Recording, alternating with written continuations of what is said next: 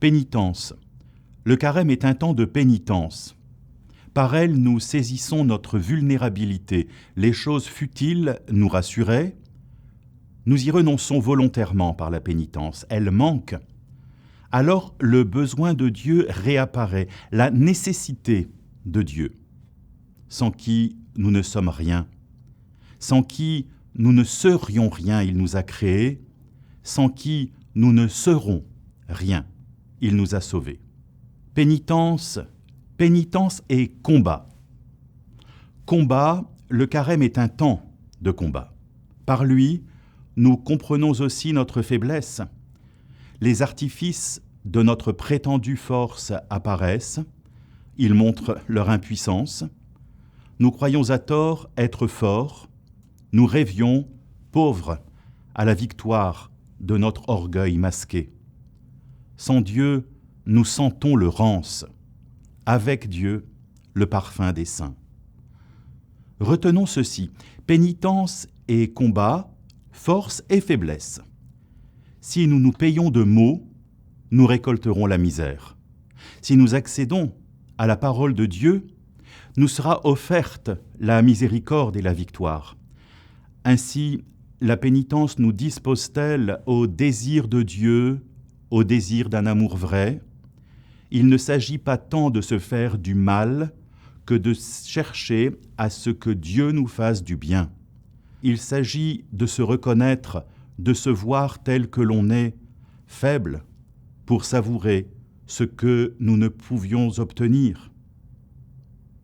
Souffrir de quitter un bonheur inutile et vain, c'est-à-dire le malheur, jouissance de recevoir dès ici-bas les prémices d'un amour éternel. Combat. Le combat nous fait entrer dans le dur. Il s'agit d'abord de renoncer à ses propres forces pour revêtir le vêtement de la victoire. Permettez une longue citation et n'hésitez pas à méditer la lettre de saint Paul aux Éphésiens au chapitre 6, versets 10 à 20. Au reste, fortifiez-vous dans le Seigneur et par sa force souveraine, dit saint Paul. Revêtez-vous de toutes les armes de Dieu afin de pouvoir tenir ferme contre les manœuvres du diable. Car nous n'avons pas à lutter contre la chair et le sang, mais contre les principautés, contre les pouvoirs, contre les dominateurs des ténèbres d'ici-bas, contre les esprits du mal dans les lieux célestes. C'est pourquoi prenez toutes les armes de Dieu afin de pouvoir résister dans le mauvais jour et tenir ferme après avoir tout surmonté.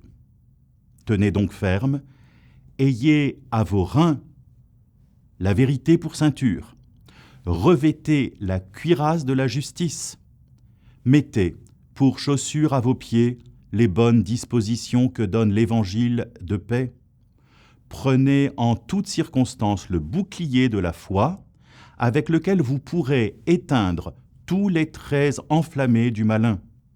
Prenez aussi le casque du salut et l'épée de l'Esprit, qui est la parole de Dieu.